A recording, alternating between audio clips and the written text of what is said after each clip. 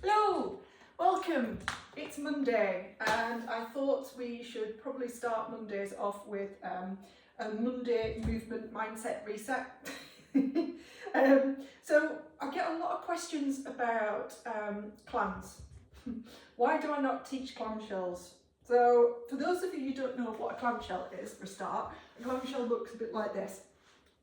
So lying on your side, feet together, hips stacked, and then you turning the top leg out up towards the ceiling as far as you can, and you feel sort of sheer misery. That's the cat fairy apprentice disappearing offside. You feel work in this outside of the hip, or you kind of, that's where you should feel it. So they're often given for runners to target the gluteus medius, and that's one of your glute muscles that's on the side of the hip, and it controls turning the leg out, taking the leg out to the side. So it's a hip muscle, if you like. But what it also does is it's really, really important for stability and balance when you're running. So if you've ever heard of hip drop, so when somebody runs, they land on one leg and the hip drops on the opposite side, and it's get the words out, it's the inability of the muscle on the standing leg to support the weight of the pelvis, and the pelvis kind of drops from side to side. And you know, is it a problem? It can be. So if your pelvis is dropping excessively, you can get sort of some strain into the lower back. It's not great for your hips. It's certainly not great for your knees. So yes, it can be a problem. And glute medius strength then sort of comes into its own, really. You want to develop as much strength as you can, but, and this is why I'm not a particularly big fan of clamshells, your body, that sort of one muscle, let's just work the glute medius kind of approach. I hate to use the word, it's not very functional.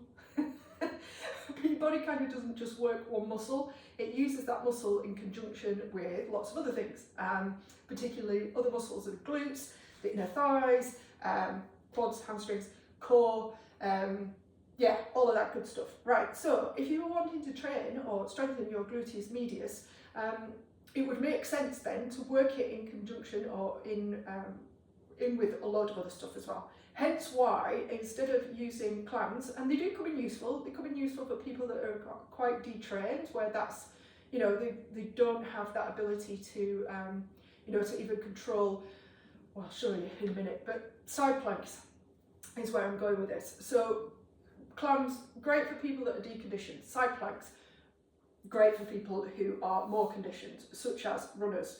So side plank and planking in general, used as a core exercise, and let's demonstrate. Let's go with it. So you've got your side plank, I've got my top foot in front of my bottom foot, which just gives me a sort of bigger base of support, takes the balance challenge out of it. I'm on an elbow for this particular demonstration. As you lift the hips up, your bottom glute medius particularly has to work hard to keep you lifted. But on top of that, your inner thighs are providing, so your adductors, the muscles down your inner thighs, they're providing you with some support. Your obliques, so your core and your side muscles down here, they're getting a workout as well. And if you're crafty enough and you're good with your shoulder positioning, you know, there's some shoulder and upper back stuff going on as well. So it brings more of your body into the exercise that you're trying to use to strengthen a particular body part. In other words, it's kind of more like how your body actually works, which is, you know, using lots of different things, you don't just use one thing. But the reason why I like side planks particularly is because it's like you can cheat with the clam. You know, you could be there forever doing 27 million if you're not doing it right. You can't really cheat with the side plank. You can either do it or you can't. And I like those exercises because they show you straight away exactly what the problem is, or exactly where you've got an issue. So when you come to do the side plank, the whole idea of doing these sessions on a Monday is so that you practice the exercise throughout the week. You know, if you can't make the strength sessions or the stretch sessions, the mobility sessions that I do, the live ones, where it's a group session and we all get together and move, then this is just an additional option. You can watch it whenever and you can play with it and get stronger as you go along. So when you come to do the side plank, then this is, I'm going to call this the basic version, right? So like I say, one foot stacked in front of the other, You want your hips stacked, shoulders stacked, and body all in one long line, right? So nothing kind of poking out, knees aren't bent, butt's not out to the back, everything's in one long line. My elbow is directly underneath my shoulder. Now you can just hoik your hips off the ground. That's just, you know, you can just lift up, that's fine. Well, it's not fine, because I'm going to tell you not to do that. So don't just hoik your hips up. You want to create some tension under the armpit first. And the way I do that is to, first of all, I make sure I'm not sagging into that bottom shoulder. I'm going to push down with the elbow to lift me out of that shoulder. So I hope you can see I've got space between my shoulder and my ear. Yeah, so I'm not sagging, I'm pushing the floor away. And then when I come up, I'm pulling it's almost like I'm pulling my elbow towards my hip. It's not moving, but I'm pulling so that it engages under here. Yeah, so lat side muscles down here, right? So pulling in will give you that support in the shoulder. So it's almost like it sets your shoulder, it makes it more active, and then you lift and we're up. So this might be enough. This might be where you're starting at, and that's fine. Yeah, so hold however long you want to.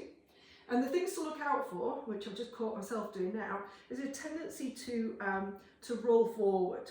Yeah, so you want to keep your shoulders stacked. And if you've got any kind of issue in this bottom shoulder, that's going to be a struggle. The head needs to be in line with the spine, so on and so forth. Yeah, everything in one long line. So it's just, for me, the side plank is one of those fundamental kind of movements that we should be able to do.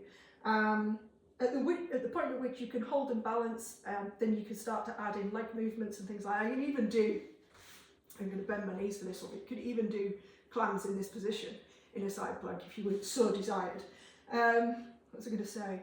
So regression then, if you can't get up into the side plank yet, the way to make it easier is to make sure your hips are stacked, make sure your legs are in one long line and stacked, and then just bend the knees. What you don't want is to be here, so the knees don't want to be in front. They want to be still in line with your body. Hope you can kind of see that. Everything else stays the same. You pull the elbow towards you and you lift the hips up here. That's kind of your halfway house, if you like. Then the 3/4 option is to put the top leg out and come up. Same thing, elbow pulling out towards the bottom hip, and so on, and then you can you've got your leg movements and marching movements and things there. So if even that, so even sort of here is too tricky, the other option is to elevate your body up. So the higher you are, you can use work surface. The sofa works well because it's cushioned, but otherwise, elbow on the surface, and then you find your same position with the feet. So I'm still in one long line, I'm still doing all the work with the elbow, the shoulder, making sure I'm pushing the floor away, etc, etc. But I've just lifted my body up. So I've brought the floor up. Makes it, in theory, makes it a little bit easier. You can play with it, in theory it makes it a little bit easier. What would I call it? What do I call it? I've got elbow side plank, and I suppose you call this straight arm side plank. But your straight arm side plank is exactly as it sounds. You're here, yeah? So the straight arm side plank is, for me, I like it because it adds in a little bit more of a balance challenge. I would say it's a progression to come into this position and then start using the legs here, because it's a smaller base essentially. When you're on your elbow, you're lower, so if you fall out of it, it's not, you've not got as far to go. But your elbow and forearm and hand, all of that is a wider base of support in comparison to coming up onto an outstretched arm. So the shoulder has to work differently here, but they all have value. So your challenge, should you choose to accept it, is to practice your side planks. And you practice on both sides. Like I say, you can come up into your side plank and simply hold. If this is a doddle for you, you can breathe. Your face is relaxed. So I think you can smile. In other words, if you're not truly miserable in this position, then by all means start to play with leg and hip movements. You can change your foot positions, you can march, you can play with the bottom leg. That's an additional challenge for the adductors, for the inner thigh muscles. but anything you do with the legs. But the rules are that you must be balanced and stable. If you are, oh God, you know, wriggling about all over the place, or you are losing your balance and collapsing out of that position, you know, uncontrolled movement's not great, is it? You want to be controlled as you come in and out of that movement. You don't want to be kind of getting up there, wiggly wobbling, and then collapsing out of it. Partly because uncontrolled movement leads towards injury. I don't want anybody getting hurt while they're doing this stuff. But it shows that you're not quite there yet. So regress it, take it back, take it to the half one, take it to a lifted version. You can either worktops in your kitchen, you can do it to a worktop in the kitchen, that's high, that's going to be less challenging.